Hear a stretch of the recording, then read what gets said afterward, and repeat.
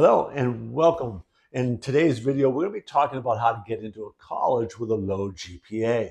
Just because you didn't necessarily get the grades that you wanted does not mean you can't get into a college. And we're going to be talking about how you can get into a college even with those lower grades in this video.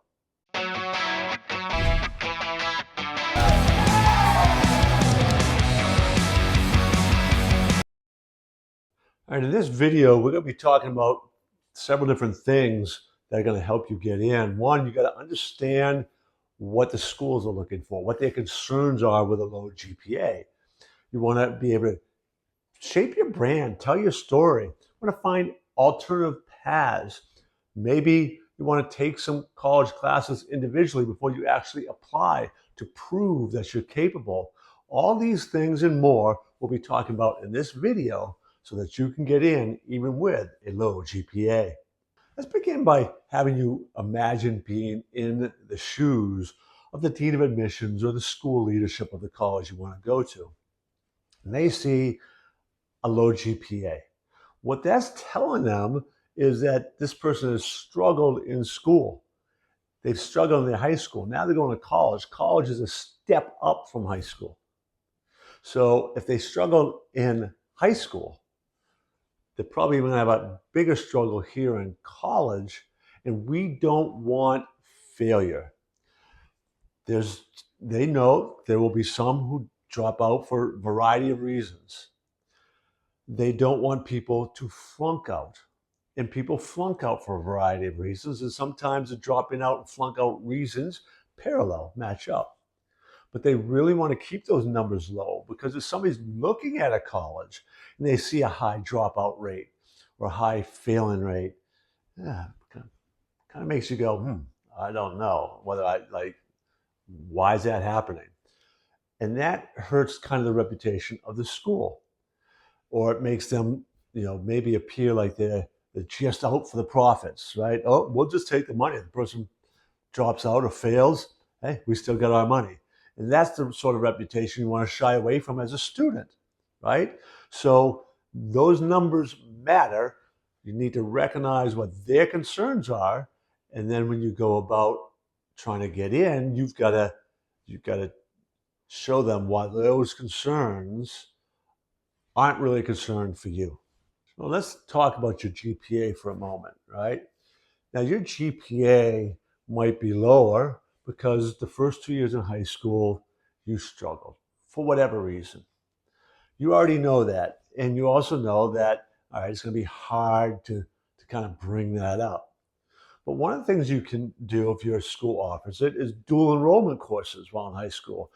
That means you're taking a college class through your high school for college credit, and it gives you an opportunity to prove that you can handle the academic rigor.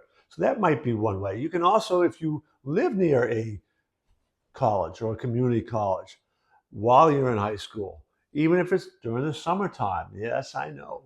Summer courses, I know. I've taken some myself. Not always what you want, but it's an opportunity to prove that you can handle the workload and get credit at the same time, give you a step in the right direction. Online college classes, that's another thing, right? You don't necessarily have to show up in person. There are top universities that are offering online courses, and being able to take one of those and maybe another one can prove that you're capable of handling college. So maybe you do that after you graduate high school. Maybe you can do it while you're in high school. You want to explore those options. Again, it's all about showcasing that you can handle the workload in college. In other videos, I've talked about the power of your storytelling, separate yourself out, building a personal brand. Well, the National Association of College Acceptance Counseling has said, and really it should be no surprise, that when your GPA is low, that your story and your recommendation letters, that carries more weight. Now that really should make sense, right? So if you're going to get into a college and they see low grades, Your ability in your story and in the recommendation letters that you present, if they show and tell that, well, this is what was going on, and boy, those low GPA, but they lost their brother and mom in a car accident sophomore year, had a really difficult time, went through a whole, but turned it around by their senior year, got the help they needed. That's a whole new ballgame. Now people are going, oh, right, and you're now showing yourself in an entirely different light. So being able to explain those things, show why that's the past, that's different. This is what I'm going to be able to do in the future. That's what comes through in things like recommendation letters and all. And I would actually even encourage you to start getting recommendation letters in writing. That's still required, but the power of video, getting testimonial letters from your teachers, from your friends, your peers, from people in the community that you did work for, anything to showcase who you are as a person and why you're going to be a good fit for this school. There is more than one path to a college degree.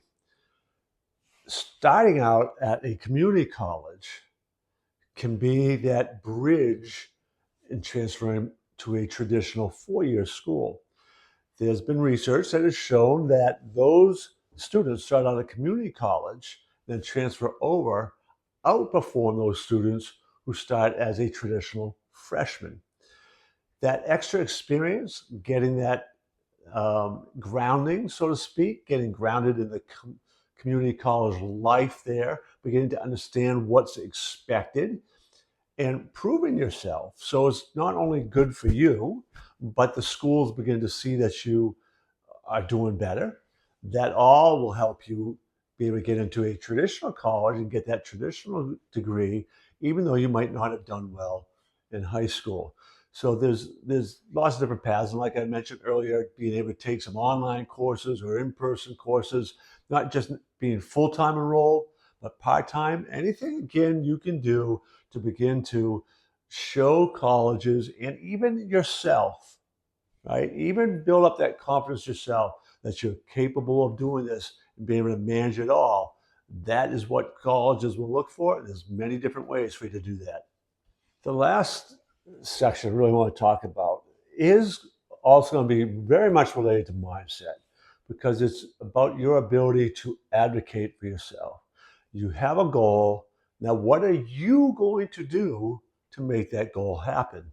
Like there's a book called What Color is Your Parachute? It's been published every year, annually for decades now. And that book is kind of the Bible of the industry for trying to find a job, but it's similar for trying to get into the right school. And by that, what I'm referring to here is you taking the initiative and doing some research by checking out some schools and asking for an interview with the admission counselors.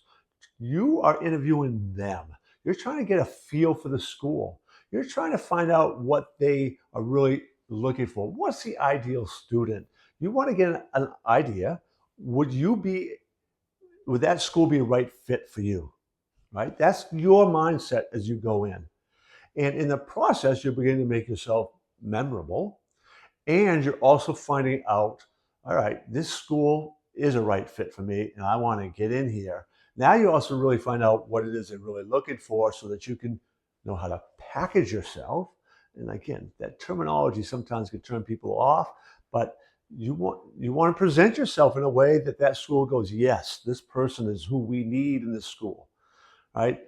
That is part of your mindset, but that is taking the initiative. That is saying, I have this. This is what I want to be able to do. I didn't necessarily do well in my GPA, but I'm still going to get in. Let me tell you about somebody I knew pretty well who was an average high school student, right? Did not have a high GPA. In the SATs, actually did quite well in math, but really, really bad in the language arts. Like, I think it was like about as low as you could get. So when you're looking at the academic standing, you're seeing a C student all right, there's some real potential math here, but not so much in the ELA, in the language arts. Well, this student finally decided that, you know what, I want to go to college. And it didn't look like he was going to be able to get into some of the schools they originally thought because of the past. So he went to the local university and took some classes beforehand, before going in the summertime. That gave him a leg up, gave him a start, began to help that freshman year. Those were steps that this student did, got him into that university. He actually went on to get his PhD. Well, that wraps up another video, and I really hope that students, parents, you let your students know, yes, you want to do well in high school, but if for whatever reasons you struggle, that doesn't mean college is out of the question. Remember that. I encourage you to subscribe to our channel, check out other videos. In particular, maybe you're interested in checking out the video, how to get into an Ivy League college. So check that out today, and I'll see you in another.